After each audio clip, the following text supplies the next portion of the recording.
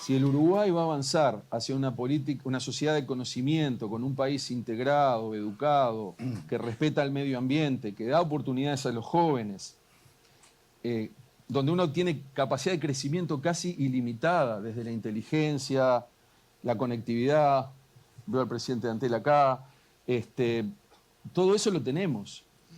Entonces, tenemos una gran oportunidad. Como país pequeño tenemos algunas ventajas, hay algunos bienes intensivos en conocimiento que los podemos desarrollar por acá y se están desarrollando, de hecho, pero tenemos que potenciar mucho más. Tenemos que tratar de captar talento de afuera y retener los talentos de acá. Por supuesto, el que se quiere ir y hacer una carrera en el exterior, genial, pero si los que se quieren quedar acá o quieren volver, poder recibirlos. Hoy no tenemos ninguna forma de captar uruguayos que quieran volver. Hay un montón de muchachos que están entre 30, 40, muchachos, muchachas, 40, sí, que quieren volver y te preguntan si no tengo ningún programa para traerte. Es así. O sea, me pasa, nos pasa, todas las semanas. Che, quiero volver a Uruguay. Hice esto en el Einstein College, estuve en Harvard, en Johns Hopkins. ¿Cómo vuelvo? Hay unos programas pequeños de la Universidad de la República, pero son cosas que no mueven mucho la aguja. Entonces, si queremos pasar la ciencia de la periferia al centro, me parece que es un buen lugar donde la política partidaria de los distintos partidos políticos sí pueden converger.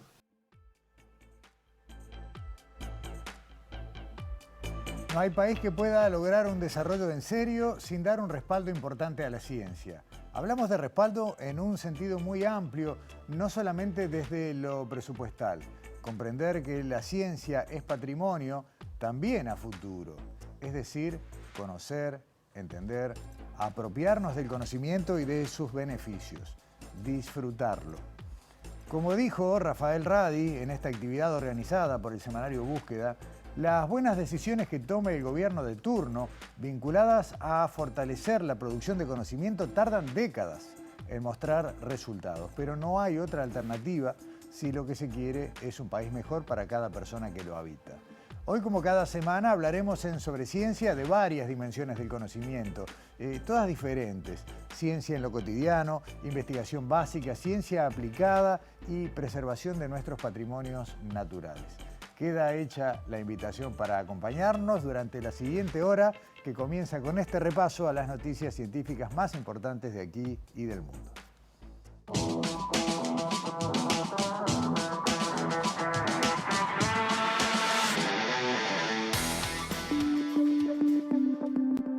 La Facultad de Ciencias de la Universidad de la República se prepara para su gran feria interactiva, Latitud Ciencias 2023. La muestra se realizará entre el 6 y el 8 de septiembre en el atrio de la Intendencia de Montevideo y contará con más de 40 propuestas y 100 actividades diferentes. La doctora Noelia Candaratavicius contó a Sobre Ciencia la importancia de esta actividad. El objetivo de la muestra de Latitud Ciencia es acercar la ciencia al público en general a través de una forma interactiva, acercarle a las diferentes personas las distintas propuestas de los laboratorios y temáticas en las que trabajamos. Ellos van a tener la oportunidad de jugar, en cierta manera, a ser científicos.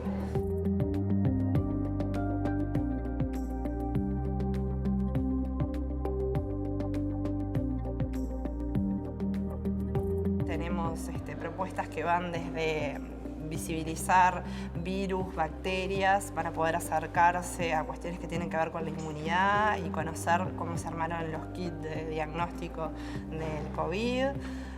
También van a haber propuestas para que puedan ver diferentes organismos, desde microscópicos hasta de mayor tamaño. Por eso vamos a tener lupas, microscopios, para que vean hongos, bacterias, diferentes invertebrados. Un fuerte bastante importante va a ser la importancia del agua.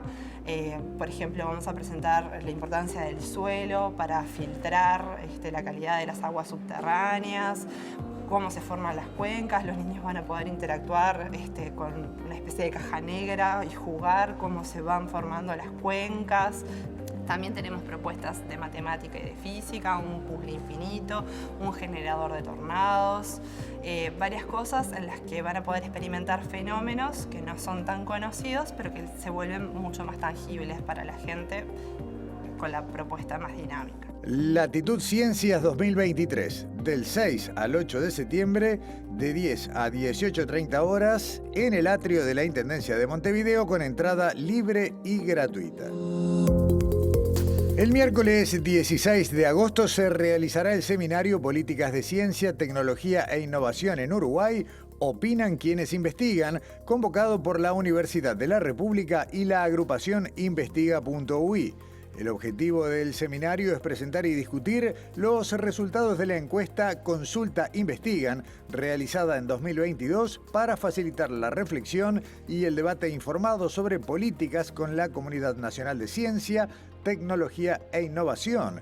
La consulta abarcó a más de 1.100 investigadoras e investigadores. Fue pensada para conocer la opinión de quienes investigan sobre posibles acciones de política académica y políticas públicas en general para mejorar sus condiciones de trabajo y su impacto. La actividad tendrá lugar desde las 8:30 y hasta las 17 en la sala de actos Ingeniero Eladio Dieste del edificio polifuncional José Luis Macera, ubicado en Facultad de Ingeniería. La NASA restablece las comunicaciones con la Voyager 2, la única nave que ha alcanzado el espacio interestelar y visitado Urano y Neptuno. El contacto con la nave, que se encuentra a 19.900 millones de kilómetros de la Tierra, se había perdido el 21 de julio, cuando una serie de comandos enviados causaron la desviación de 2 grados de la antena de la sonda. Hace unos días, la red de espacio profundo de la NASA pudo detectar una señal muy débil que permitía confirmar que la Voyager 2 seguía operando y mantenía la trayectoria. A partir de esta señal se realizaron intentos de mandar órdenes de reorientación de la antena a la veterana sonda lanzada hace 46 años desde Cabo Cañaveral. La distancia obliga a que las operaciones se demoren más de un día entre el envío de la instrucción, que emplea 18 horas y media en llegar, y la confirmación de la recepción y funcionamiento del comando, que tarda otro tanto. Finalmente, los intentos fueron exitosos y la comunicación se restableció.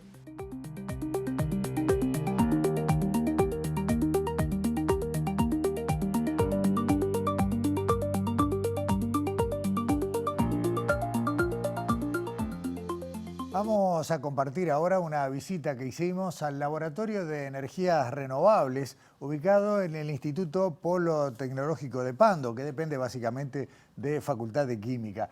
¿Y para qué fuimos? Bueno, para conocer investigaciones sobre el posible uso de residuos orgánicos, basura en general, para producir biocombustibles. Se está obteniendo, escuchen esto que interesante, un símil del petróleo crudo a partir, por ejemplo, de restos de la industria maderera, usando pino y eucaliptus. Se llama biocrudo.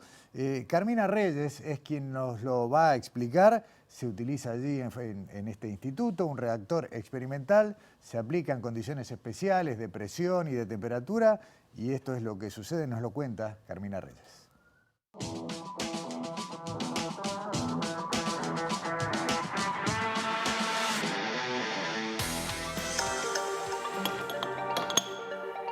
Yo soy mexicana, hice como formación Ingeniería Química en el Instituto Tecnológico de Celaya en México. Después hice una maestría en Ingeniería Química en la Universidad de Sherbrooke en Canadá. Y estoy en Uruguay porque vine a hacer el doctorado en el Laboratorio de Energías Renovables del Instituto Polo Tecnológico de Pando.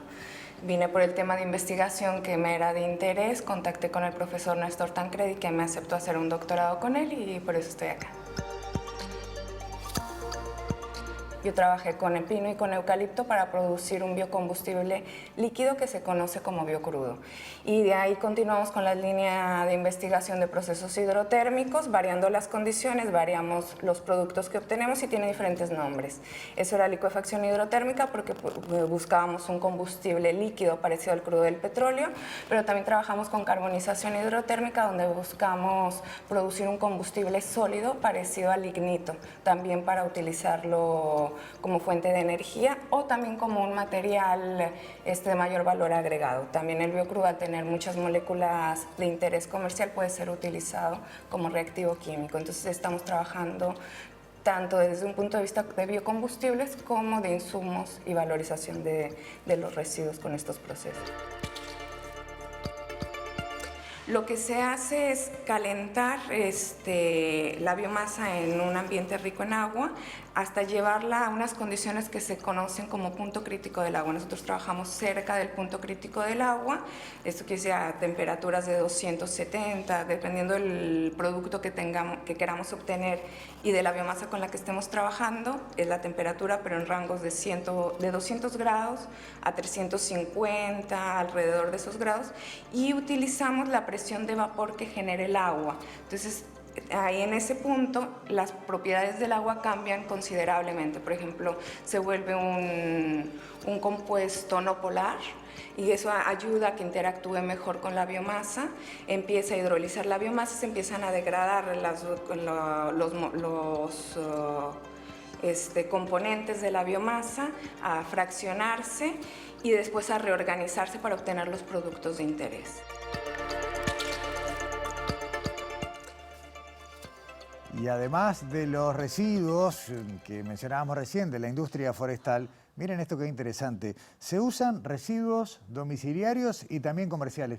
Por ejemplo, lo que sería el residuo de una cena, y se ensayan procedimientos similares con resultados aún más alentadores.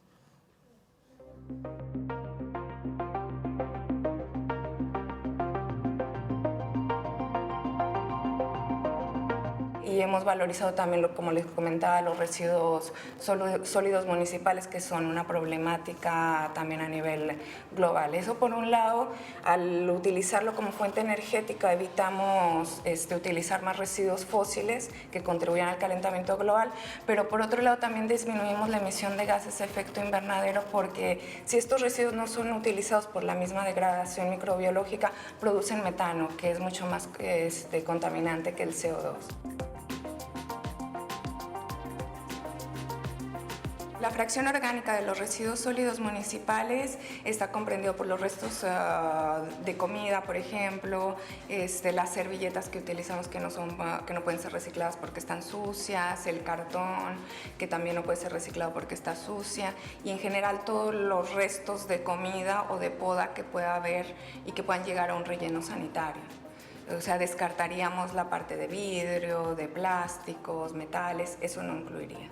También con los residuos sólidos municipales, de hecho, los rendimientos han sido aún mejores que con los materiales lignocelulósicos. Normalmente el aprovechamiento energético de los residuos sólidos municipales se hace por incineración, y para que la incineración sea rentable en términos energéticos se emplean muchos plásticos que tienen un muy buen poder calorífico.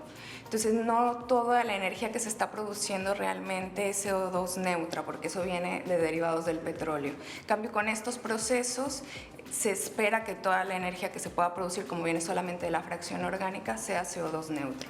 Por otro lado, tiene la ventaja de que puedes transportar el biocombustible. Por ejemplo, si se produce un hidrochar o un biocrudo, se puede deslocalizar y producir la energía en el lugar donde se esté necesitando la producción de la energía.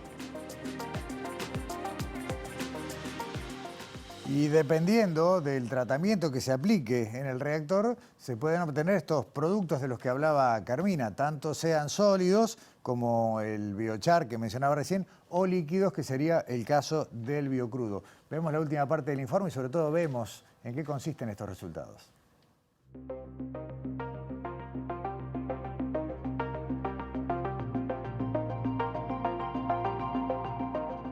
Carmina, acá tenemos por un lado algunos que son materia prima y por otro lado que son productos del proceso. Sí.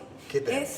Es un residuo de acerrín de pino que tenemos, y hemos estudiado tanto la producción del sólido, que es el hidrochar, como del líquido, que es el biocrudo. Acá tenemos un hidrochar, es un polvo oscuro que tiene muy buena cantidad de energía, por eso su uso.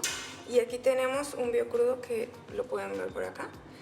Está guardado en la heladera, es muy dependiente de la viscosidad de la temperatura, por eso pareciera que está casi sólido, pero esa es la parte que vemos aquí. La temperatura ambiente es viscoso como aceite. Es viscoso, es bastante viscoso, pero fluye. Bien. Y acá tenemos una mezcla de residuos sólidos municipales que nosotros trituramos y homogenizamos, y para evitar que tenga degradación microbiológica lo vamos congelando. ¿Esto podría ser el resto de una cena? Pudiera ser, con todo y servilleta, por ejemplo. Y lo que obtenemos de carbonización hidrotérmica es este hidrochar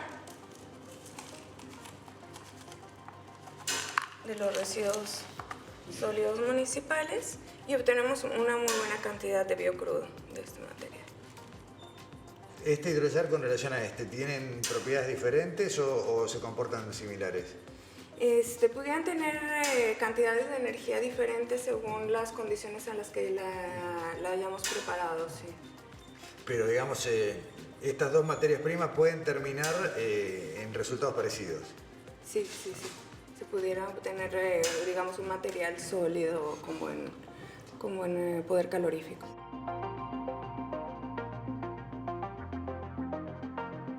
Este es el reactor que utilizamos para los procesos hidrotérmicos. Es un reactor que soporta altas presiones y temperaturas moderadas y es por eso que lo utilizamos. Se calienta mediante el horno que vemos aquí y podemos registrar la temperatura y la presión a la cual estamos trabajando.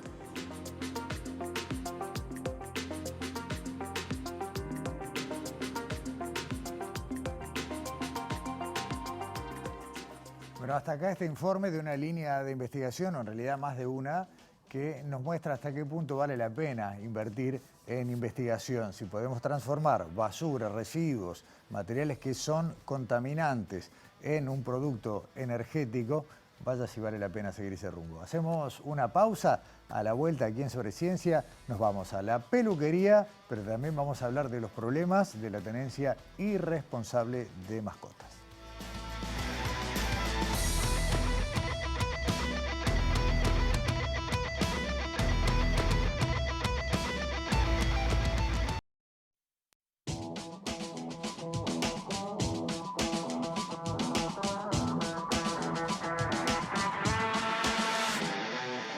El problema no es nuevo, en realidad es viejísimo. Lo que es nuevo es el abordaje, la posibilidad de tomarse en serio un problema que cuesta millones de dólares al año y es la tenencia irresponsable de mascotas. Alexandra Perrone, ¿cómo andás? ¿Estuviste trabajando en esto? ¿Cómo estás, Gustavo? Bien.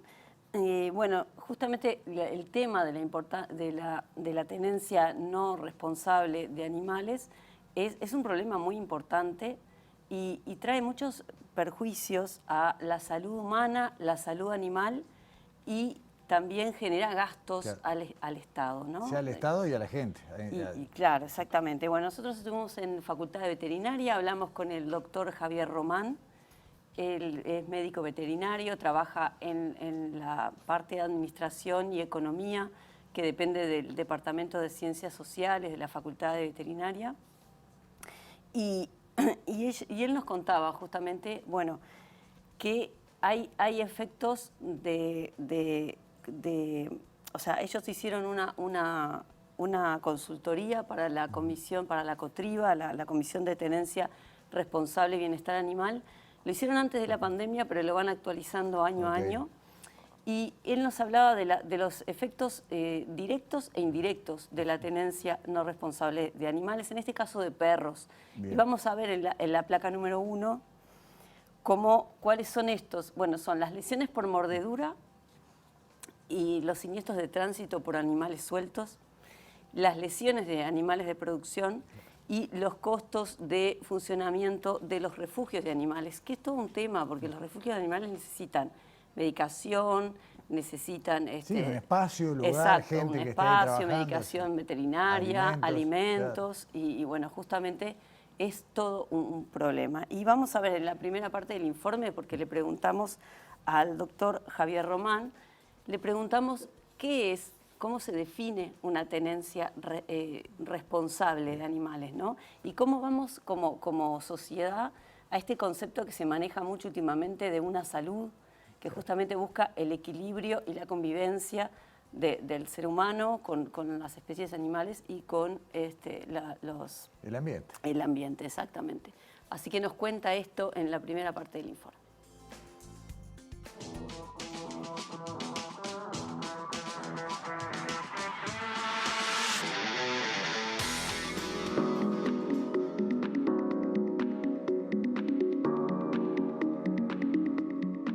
El tema de la tenencia responsable de animales, o sea, ¿en qué se basa? Básicamente que cada uno al hacerse cargo de un animal o ser un tenedor responsable, o sea, lo que implica es, además de darle las condiciones de bienestar al animal, o sea, cumplir las 5 libertades, o sea, en el sentido de mantenerlo libre de hambre y de sed, o sea, de permitirle su esparcimiento o expresar su comportamiento normal de la especie, en este caso básicamente perro, lo que estamos hablando acá. Y, bueno, y cuidar de que ese animal no interfiera o no provoque lesiones a otras personas, o así sea, o lesiones o daños, ¿no?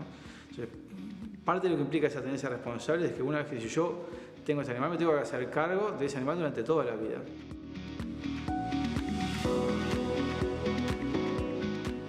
La tenencia responsable es importante para el país por muchos aspectos. Por un lado, el bienestar de las propias personas, o sea, porque si todos empezamos a contribuir a ese bienestar animal, o sea, se van a provocar menores complicaciones y menores daños hacia las propias personas y también hacia los propios animales, o sea, porque las condiciones de no de un buen bienestar también afectan a la salud animal. Entonces, todo este concepto que hoy se maneja de una sola salud, ¿no? La tenencia responsable hacia eso, hacia los cuidados tanto de los animales como de las personas. La tenencia no responsable, una de las cosas más negativas que tiene es un problema de salud pública. De los principales problemas de salud pública es el tema de las morduras de perro. Es un factor muy importante y sobre todo afecta más que nada a niños. El tema de la siniestralidad vial también es un problema de salud pública, por animales que están sueltos en la vía pública, inclusive ocasionando la muerte de personas, ni que hablar de los animales. Y todo el tema de la zoonosis, todas las enfermedades transmisibles que también son un problema de salud pública muy importante. El tema de las morduras de perro a personas, primero en Uruguay son de denuncia obligatoria, o sea, por el tema del control de la rabia. Entonces, cualquier persona que llega a un centro asistencial con una mordura de perro, automáticamente el médico tiene que notificar al Ministerio de Salud Pública. Es decir, entonces, eso es algo que se notifica en el momento y ahí hay una cuestión, que no todos los que son mordidos llegan a un centro asistencial, porque a veces uno lo muerde en la casa un perro o algo y te curas la herida y no terminas yendo a un centro asistencial. Entonces, con los que llegan a pasar de eso, hay un subregistro de lo que verdaderamente ocurre. Aproximadamente por año hay unos 3.000 morduras de perro a personas, de los cuales la población más afectada son los niños menores de 14 años, y sobre todo varones entre los 5 y 9 años, es donde hemos visto en el estudio que estamos realizando que hay una diferencia significativa entre varones y mujeres en ese rango etario. Entonces, la etapa de la edad escolar y hasta los principios de la adolescencia es una edad muy importante sobre los que más lesiones provocan. Ahí hay otro tema que muchas veces la mayoría de las mordeduras son provocadas por perros de la casa. Cerca del 40-50% de las mordeduras son provocadas por animales de la casa o conocidos por el niño.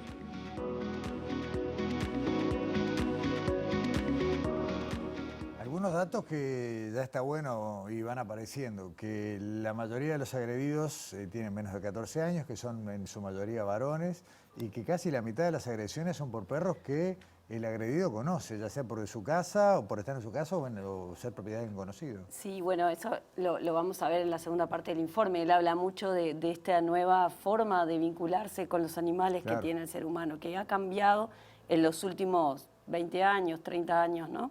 Pero vamos a ver ahora la siguiente placa con estos datos de esta consultoría que se actualizó en este 2023, que muestra realmente las cifras. Son números muy fuertes, son números muy fuertes. Estamos hablando en algún caso de varios millones de dólares, como es lo vinculado a los siniestros de tránsito. Exacto. Y pensaba que si bien no todo se le puede atribuir a perros, la mayor parte de estos problemas tiene que ver con tenencia irresponsable de perros. De perros, sí. Bueno, y ahí podemos ver lesiones por mordeduras sobre casos denunciados, 232.005, y lo que ahí él hablaba de los subregistros, que no todo el mundo va al médico después que lo muerde un perro, y menos si es su perro, si sabe que tiene todas las vacunas, o el perro de un vecino. Bueno, por eso ahí hay un subregistro y un gasto mucho más superior a este que decíamos de los casos sí registrados. Después también, como decías tú, de los siniestros de tránsito, más de 4 millones de dólares. Lesiones de animales a productor, 77.020, y bueno, y él hablaba justamente de la problemática de los refugios, que muchas veces la gente encuentra animales, digamos, sin dueño, animales abandonados, y los lleva al veterinario. Y claro, y el veterinario de repente le trata de buscar hogar, pero no lo encuentra. Entonces, ¿qué hace? Tiene que buscar refugios, tiene que también de alguna manera negociar con esos refugios, saber cómo se manejan, saber si tienen perdón, este invierno me tiene a mal traer. Están bravísimos. Cambio climático. El cambio climático. Y bueno, vemos en la última parte del informe, le preguntamos a Javier cómo se puede trabajar, en qué políticas públicas podemos hacer para justamente minimizar estos impactos económicos en la tenencia responsable de animales.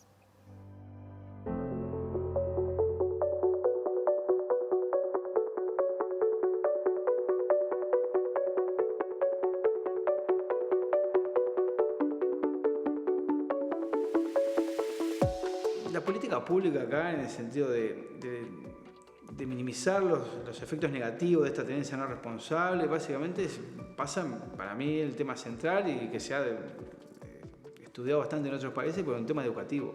O sea, el problema de los perros y la tenencia no responsable es más que nada un problema social, ni siquiera es un problema veterinario.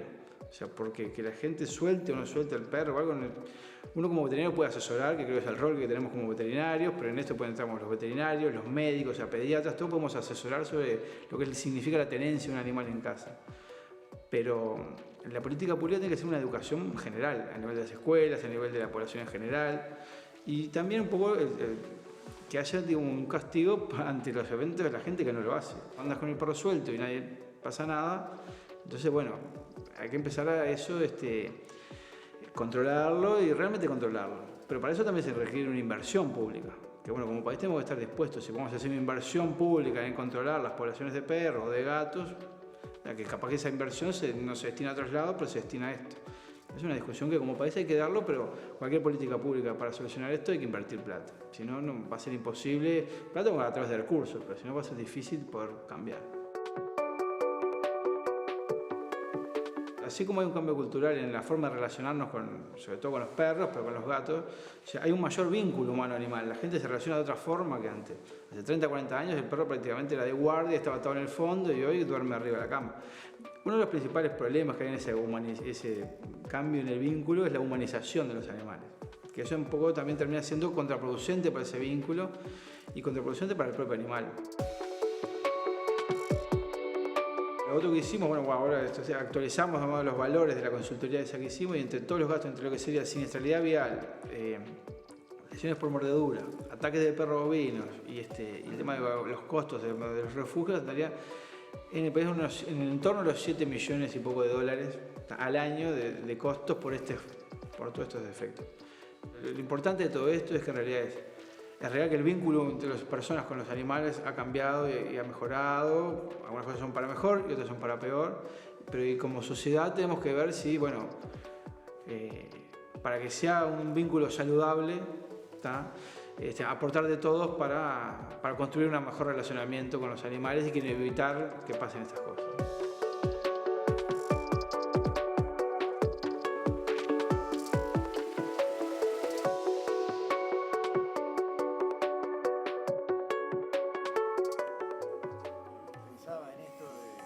La humanización del vínculo con los animales, ¿cuánto tendrá que ver lo de las redes sociales, ¿no? Y lo que uno va viendo, ¿no? De la foto con el gatito, con el perrito, pero el tema es todo lo que pasa y que, bueno, genera estas pérdidas de las que hablamos y la necesidad de tomar políticas sobre esto, ¿no? Sí, y él hablaba justamente del lado bueno y el lado malo, de esa humanización de repente del perro, que no, hay que como que respetar y tenerlo en cuenta para que este tipo de cosas no pasen.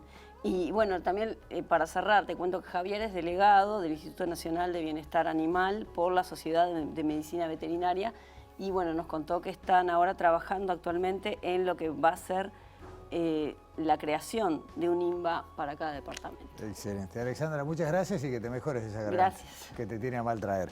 Y nosotros vamos a la peluquería porque vamos a presentar ahora un informe. Ustedes ya saben que a lo largo del año hemos compartido más de una vez esto que tiene que ver con mostrarles cuánta ciencia hay en algunos lugares muy cotidianos. Bueno, Daniela Hirtfeld se fue a una peluquería, pero no solamente a ver temas de look, sino a ver cuánta ciencia hay, y hay mucha, en todo lo que pasa cuando, bueno, nos cambiamos el color, el peinado y demás. Así que, bueno, vamos a ver qué ciencia encontró Daniela en una peluquería.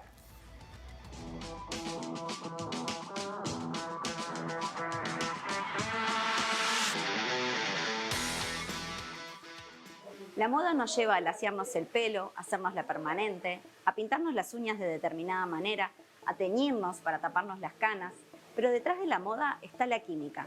Por eso hoy invitamos a la química cosmética María Pía Zucca para hablar de química en la peluquería.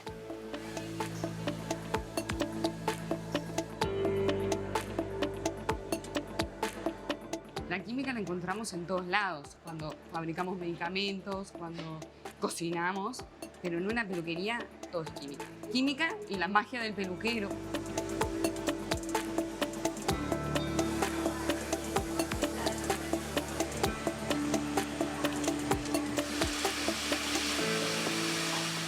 El pelo está formado por las células de nuestro cuerpo y es una proteína fibrosa. Eso quiere decir que está formada por fibras que están unidas entre sí. Hay muchísimos enlaces que las unen y eso es lo que le da al pelo esa fuerza y la resistencia que tiene. Es la misma proteína que forma la superficie de la piel y las uñas. La proteína esa que forma el pelo es la queratina, que ya te digo, es la misma que forma las uñas. Lo que pasa es que hay varios tipos. La del pelo y las uñas le decimos queratina dura. La de la piel, queratina blanda. Es una familia con muchos integrantes y eso también da las diferencias entre las distintas personas y los distintos tipos.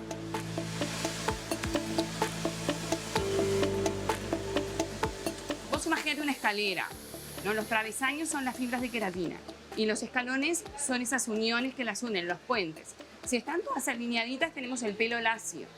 Pero ahora imagínate que no están parejas, entonces esas uniones traccionan de las dos hebras y eso es lo que forman los rulos. Por eso algunas personas tenemos rulos, otras tienen el pelo lacio. Y lo que nos da color es otra proteína, es un pigmento que se llama melanina. Eso es lo que nos da color en los ojos, el pelo, la piel. Y la melanina también no es una familia. Pero básicamente está dividida en dos grupos. Tenemos unas que son negras o parduzcas y otras que son más rojizas. Todas las personas tenemos distintas cantidades de las dos y de ahí los diferentes tonos. Los albinos no tienen nada y las personas que tienen el pelo muy muy oscuro tienen mucha cantidad de esa que es negra, la eumelanina. La feomelanina es roja, esos son los pelirrojos.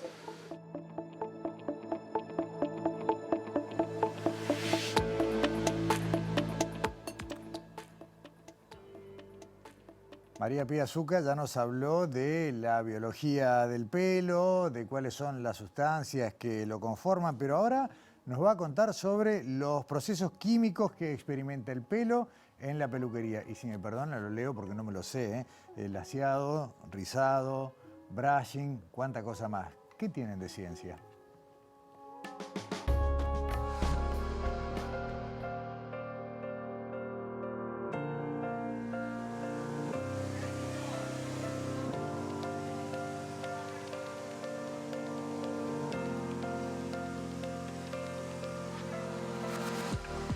Cuando tenemos rulos y queremos hacernos un laciado, la explicación está en el producto que usamos y en la estructura del pelo, de la queratina.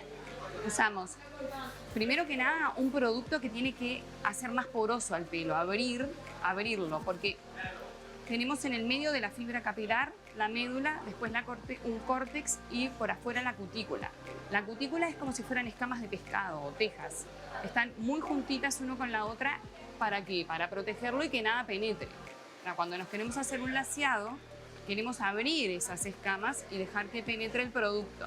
Y además queremos un producto que rompa en los travesaños de la escalera esa que te comentaba, de los puentes de disulfuro. ¿Para qué? Cuando están traccionando en el rulo, los rompemos y después usamos algo que vuelva a formar ese puente y nos queda el pelo lacio.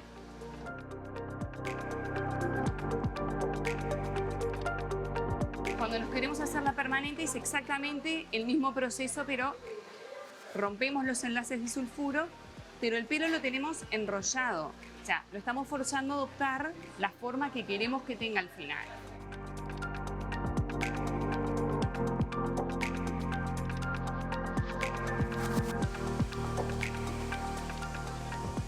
El brushing, que es como lo más simple, también tiene química, porque otra vez la queratina, algunos de los puentes que tiene no son tan resistentes, no necesitan químicos para romperlos.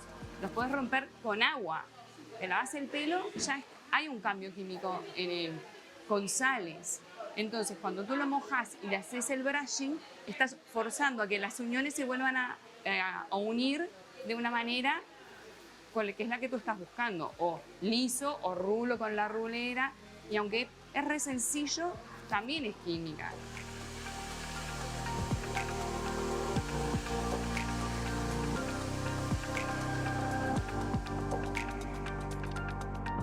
Y sin dudas, una de las cosas, de los procesos que se dan en la peluquería y que involucra más química, tiene que ver con el cambio de color, con las tinturas de pelo. Bueno, vamos a ver cómo este informe de Daniela nos cuenta qué pasa con el pelo y con la química que nos cambia de color.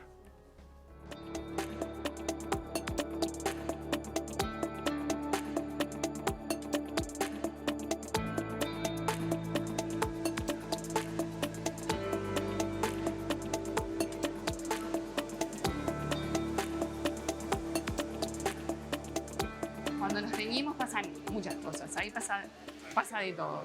Primero, tenemos que tener un pigmento que es el que nos va a dar color, pero nuestro pelo ya tiene pigmentos. Entonces, ahí están dos posibilidades. Uno, una rubia que se quiere oscurecer el pelo, no hay ningún problema. Tiene poca melanina, tiene pigmentos, el pigmento es más claro, se lo tiñe. El otro es una persona con el pelo oscuro que se lo quiere teñir de rubio. Entonces, hay dos pasos. Primero, destruir el pigmento del pelo de esa persona para después poder darle el pigmento que quiere. Entonces, usamos, por ejemplo, el agua oxigenada, el peróxido de hidrógeno, con un álcali. El álcali abre el pelo, peróxido entra, ataca el pigmento melanina y lo decolora. Entonces ahí, en esa cutícula abierta, pueden penetrar los pigmentos de la tinta. Cuando tú cerrás la cutícula, el pigmento queda atrapado adentro. Hay otros tratamientos de color que son distintos, porque no necesitan penetrar en la cutícula. Lo que hacen son moléculas que, no importa si son más grandes o más pequeñas, que quedan absorbidas en la cutícula del pelo. Ahora, ¿cuál es el inconveniente de eso? Lo bueno es que no lo dañan tanto. Lo malo es que cuando te lo vas lavando, los lavados sucesivos van arrastrando ese pigmento. Entonces no duran mucho, pero la henna hace muchísimos años que se usa. La henna mantiene su vigencia.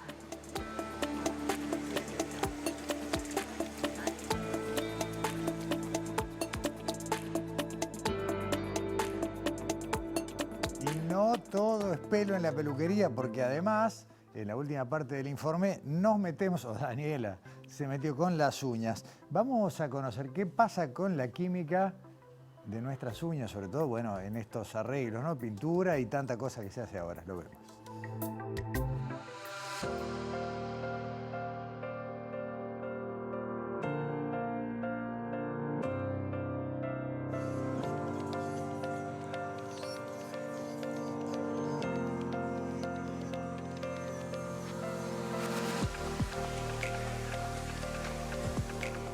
Hablemos de las uñas ahora. ¿Qué es químicamente la uña y qué son los esmaltes? Bueno, la uña está formada por la misma proteína que el pelo. Lo que pasa es que es más dura, la queratina, que era la que habíamos mencionado. Lo que pasa es que con el tema de los esmaltes, a diferencia del pelo, nosotros no queremos que el producto entre adentro de las fibras, queremos que se mantenga en la superficie.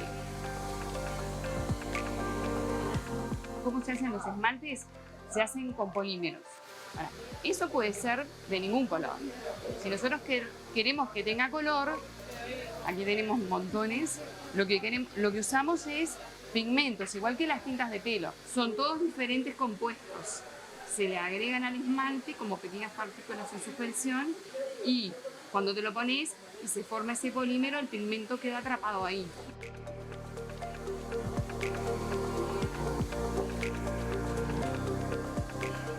¿Por qué la uña no se tiñe? ¿Por qué la podemos retirar a esa capa? Igual que en el pelo, las células que las forman, las fibras, están muy juntas. En el pelo, para que penetrara el color, teníamos que usar un químico que lo abriera. para que pudiera penetrar a través de la cutícula, pero en la uña no queremos usar esos químicos. Entonces permanece selladita tal cual. ¿Qué consiste estas nuevas técnicas o nuevos compuestos que hay ahora? Uñas de gel, uñas permanentes, semipermanentes. La química encontró que se podían buscar otros polímeros, muchos más resistentes, polímeros de acrílico, que tienen dos diferencias. Son más duraderos y además se los pone con un compuesto que se activa con la luz. Te ponen las uñas en la lámpara UV o esa lámpara LED, inmediatamente comienza la reacción de unión de los eslabones y se te seca la uña.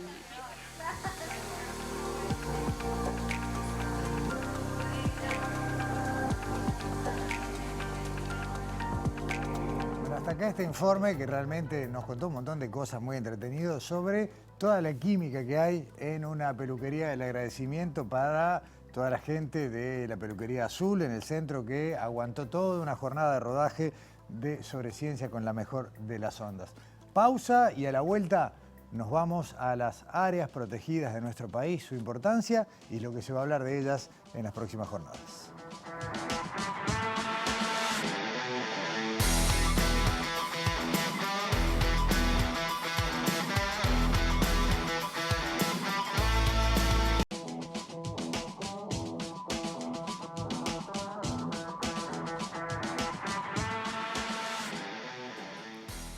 Vamos a hablar en este último segmento de Sobre Ciencia del Sistema Nacional de Áreas Protegidas del Uruguay, que me animo a decir, todos tenemos ganas de conocer un poco más, de ir, más de una vez vemos fotos, registros, videos de alguna de ellas y nos da ganas de conocerlas, de pasar un tiempo, pero en realidad sabemos relativamente poco de toda la investigación, de la importancia, de lo que se conserva y de todo lo que se podría hacer todavía si se avanza en los caminos que están trazados. Bueno, en pocos días se va a desarrollar en Montevideo el Congreso de Áreas Protegidas, donde hay una cartelera enorme de actividades, de investigación, de conocimiento, compartir saberes y también fomento a algunas áreas de las que vamos a conversar a partir de ahora con Lucía Bartesagui, quien es la directora de la División del Sistema Nacional de Áreas Protegidas que pertenece al Ministerio de Ambiente. Lucía, bienvenida. Muchas gracias. Muchas gracias. Primero, para entrar en tema, y lo acompañamos con información en mapa, 17 son las áreas protegidas hoy en Uruguay. Ahí está, sí. La primera área protegida ingresó en el año 2008, Quebrada de los Cuervos, y ahora estamos transitando, digamos, el ingreso de nuevas áreas para sumar a esas 17 algunas más, que cubren aproximadamente el 1% del territorio del país. Bien, hay dos que están más avanzadas, ¿no? Arequita y Islote de Lobos. Exacto. Sí, Arequita tenemos audiencia pública el jueves, en el departamento de La Valleja, Islotes de Lobos está de manifiesto público, y tenemos otra que es Humedales e Isla de Lum, que también está ya en carrera, digamos, de ingreso. Acá lo interesante de estas que mencionás, y tal vez estoy empezando por otro lado de la conversación, pero sirven de ejemplo. No hablamos solamente de tierra, ¿no? En el caso Exacto. paradigmático de Islote de Lobos es isla, pero también es el entorno, en este caso marítimo. Sí, Uruguay ha avanzado más bien en lo que es el avance en áreas protegidas en el territorio continental y costero. Tenemos Isla de Flores como área protegida marina y bueno, Islas e Islote de Lobos se incorpora como una nueva área marina protegida y después tenemos también proyectado trabajar hacia aguas adentro, digamos, en el mar territorial para la incorporación también de áreas marinas protegidas. Según el concepto que usamos en nuestro país, un área protegida es un lugar donde no se puede hacer nada, donde está, digamos, prohibido, vedado cualquier tipo de actividad, por ejemplo, productiva, solo se puede hacer turismo y ciencia. No, en Uruguay las áreas protegidas en general, en su mayoría, son de propiedad combinada, propiedad pública y privada. Esto significa que hay gente viviendo y trabajando y produciendo dentro de las áreas protegidas, donde se desarrollan actividades compatibles con la conservación de la biodiversidad. En general, la ganadería es una actividad muy extendida dentro de las áreas protegidas. Bueno, la pesca, el turismo es también de las actividades, digamos, elite dentro de las áreas protegidas, donde el turismo de naturaleza, realizado de una forma amigable con los valores de conservación y con el ambiente, también sirve de estrategia de conservación para las áreas. Una de las cosas que veíamos que se destaca en cuanto al programa del Congreso que se va a desarrollar la otra semana es que hay mucha ponencia vinculada justamente a esto, ¿no? Al turismo, al ecoturismo, al turismo de conservación, al turismo como palanca incluso de los desarrollos de las comunidades locales. ¿Cómo opera eso en nuestro país? Sí, también las áreas protegidas como territorios que promueven el desarrollo local. Entonces ahí hay operadores, prestadores de servicios turísticos que tienen su medio de vida en el turismo vinculado a las áreas protegidas. Y bueno, y es de las actividades que se promueven. Y sí, el Congreso también es una oportunidad para que tanto productores como prestadores de servicios turísticos compartan sus experiencias de producción sostenible y cómo acompañan la conservación y la producción en estos territorios del país. Se puede destacar, a ver, el desarrollo es desparejo, hay áreas protegidas que tienen ya una tradición mayor en cuanto a la capacidad de recibir visitantes, dar información, y hay otras que están empezando o tal vez ni siquiera. ¿Cuál sería un buen ejemplo de una práctica de turismo sostenible? ¿Cuál elegirías vos?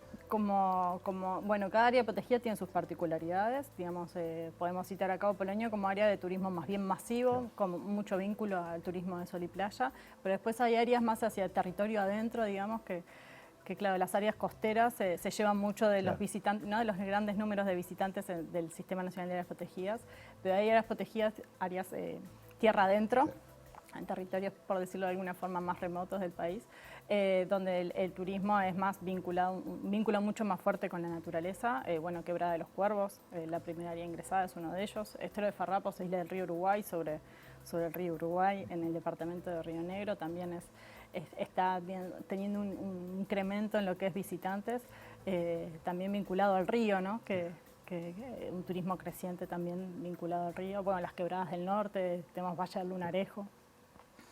Porque pensaba, si bien está toda la cartelería, mucha gente que va al Polonio, va a la playa, o sea, no va pensando que va a un área protegida. Exacto. Y tal vez no lo disfrute en esa dimensión, diga, bueno, divina la playa, el paseo, el pueblo, pero hay otras que uno va al área protegida, ¿no? Y muchas de las que nombraste. Sí, en el caso de Cabo Polonio, esa cuestión de combinación de visitantes que persiguen distintos objetivos, y bueno, y un poco también el desafío es ordenar la afluencia de visitantes para que todos puedan tener, digamos, los objetivos que buscan, pero basándose en que es un área protegida y que el respeto por la naturaleza y los valores de conservación y los valores culturales asociados es lo primordial, y también que se lleven la experiencia también desde ese punto de vista.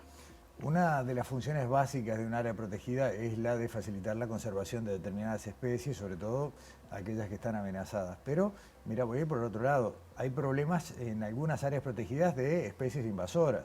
Estoy pensando, porque veía que hay ponencias también que tienen que ver con tratar de combatir la acacia negra, que es uno de los problemas en cuanto a vegetales, rana toro como otras. ¿Cómo va eso? El problema, digamos, de la invasión de especies exóticas invasoras, ya sea animales o vegetales, es de los principales problemas que tenemos en Uruguay y que en el mundo, que amenazan la biodiversidad. Acompañado de eso de los cambios de uso de suelo asociado a la fragmentación de ecosistemas, que también afecta a la biodiversidad en sus distintos niveles.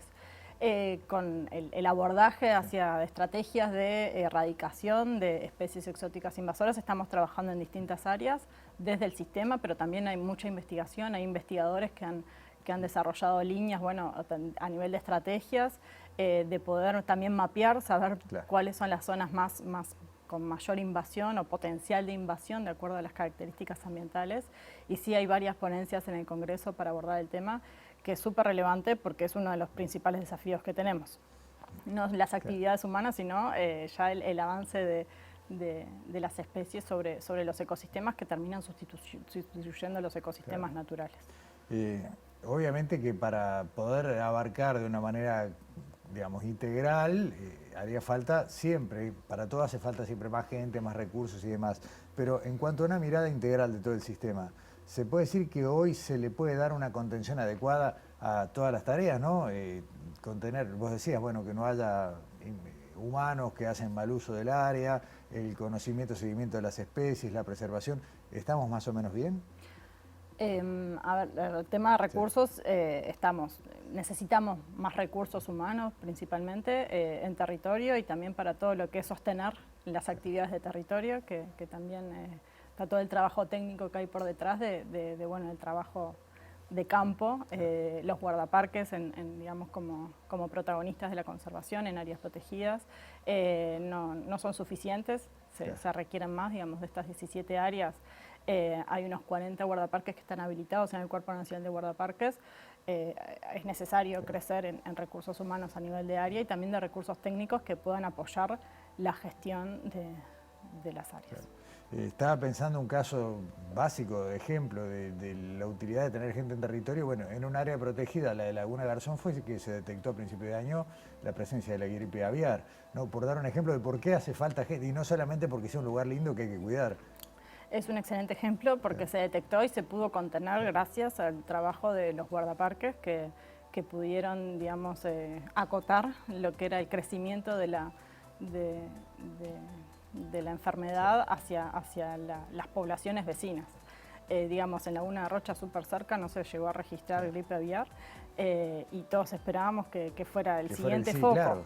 Y realmente el trabajo no solo de los guardaparques, sino de los guardaparques también asociados con el Ministerio de Ganadería, Agricultura y Pesca, con el resto del Ministerio de Ambiente, digamos, y las intendencias, ¿no? El Sistema Nacional de Emergencias, el trabajo conjunto también en el territorio es muy importante y es parte importante de la gestión de las áreas, no solo el personal designado específicamente para la gestión de las áreas, sino también en la articulación con el resto de la institucionalidad pública y privada, porque también las organizaciones, la sociedad civil o los privados en muchos casos también contribuyen con la gestión de las áreas. Además de la cantidad de áreas protegidas o los lugares que pueden aspirar o que ustedes consideran que pueden ser de interés, a las que ya existen, ¿habría que extenderlas? Porque vos hablabas recién de ese 1%, que puede sonar mucho o poco según quien lo mire, pero en definitiva hay especies que para cuidarlas hay que darles más espacio, mueven, necesitan otros territorios. ¿Habría que agrandarlas además de pensar en nuevas? Hemos transitado algunos procesos de ampliación. El último fue el de Quebrada de los Cuervos, la primera área protegida ingresada al sistema en el 2008. En el 2020 se amplió y ahora se llama Quebrada de los Cuervos y Sierras del Yerbal. También ahora estamos trabajando en Estero de Farrapos, isla del río Uruguay, que también ingresó en el año 2008, tuvo una ampliación y ahora estamos trabajando en una siguiente ampliación en las islas que van hacia Fraiventos y parte del río Uruguay. La necesidad de ampliación de las áreas existentes en realidad se basa también en cómo fue el diseño del área protegida y si ese diseño quedó insuficiente para lograr los resultados en conservación por los cuales se crean las áreas. Entonces, en algunos casos es necesario ampliarlas y en otros casos no, porque el diseño ya se contiene, bien, digamos, quedó bien y las amenazas, digamos, del exterior están bien contenidas también con otras estrategias de conservación como son los instrumentos de ordenamiento territorial, digamos, con otras políticas sectoriales del país que permiten también la conectividad de las áreas con otros territorios, manteniendo corredores, digamos, naturales, digamos, a través de otras figuras que no son la ampliación de áreas. Aquí en la capital tenemos una parte de un área protegida, la que tiene que ver con el río Santa Lucía, y hubo más de una polémica recientemente, de hecho alguna está instalada. Una tenía que ver con una ampliación de una carretera que se decía toca la 102, toca una parte del área protegida. Con la emergencia hídrica hubo que hacer obras, desvíos de cursos de agua. ¿Cómo interactúa el área, el control del Sistema Nacional de Áreas Protegidas con estas situaciones que escapan pero que colisionan? Sí, en ese caso Humedales de Santa Lucía, que es el área de mayor extensión de todo el sistema, que además tiene la característica de estar inserta en el área metropolitana, cubre parte de San José, Canelones y Montevideo, y eso de estar en el centro del área metropolitana implica que tiene un montón de presiones, además de que tiene unos 3.000 potenciales propietarios de la tierra dentro del área protegida. Hay muchas presiones más allá de lo que pueden llegar a ser esos propietarios. En principio, proyectos concretos, por ejemplo, los asociados a la emergencia hídrica, o bueno, la ampliación de la ruta perimetral, que el proyecto atravesaba los humedales de Santa Lucía, y ahí lo que se busca, en realidad, la ley del Sistema Nacional de Áreas Protegidas también tiene digamos, un anclaje con evaluación de impacto ambiental. Entonces las actividades o los proyectos que se realizan dentro de áreas protegidas tienen que pasar por un proceso de evaluación de impacto ambiental y que también lo realiza el Ministerio de Ambiente a través de la Dirección Nacional de Calidad y Evaluación Ambiental, y ahí se trabaja conjuntamente en evaluar los proyectos de forma que si el proyecto no está prohibido, porque hay proyectos que no están prohibidos por la normativa del área, entonces no hay motivo para prohibirlos, que se hagan de la forma que afecte lo menos posible y que se tomen las medidas de mitigación necesarias para no afectar el área protegida. Lucía Bartesay, la dejamos por acá por una cuestión de tiempo, podríamos ir una por una y hacer una entrevista, creo, por cada una de las áreas. De todos modos, el Congreso nos va a dar mucho material para seguir conversando. No invitamos a la gente porque es un congreso de especialistas, creo que no tiene ninguna actividad para público en general, ¿o sí? En sí está abierto a todo público. Ah, perfecto, bien. Las inscripciones se pueden hacer a través de la página del Ministerio de Ambiente. Se espera que vengan productores, vecinos, integrantes de la sociedad civil, digamos, de las ONGs ambientalistas, gobiernos departamentales que participan en la gestión y por supuesto que los gestores de las áreas y los investigadores que han desarrollado sus trabajos en áreas protegidas también serán los protagonistas. Entonces es una linda oportunidad y los invitamos a que busquen el link para anotarse en la página del Ministerio de Ambiente. Muchas gracias, Lucía Bartesay. Hasta la próxima. Cerramos sobre ciencia y bueno, como siempre, les agradecemos por habernos acompañado y los esperamos la semana que viene.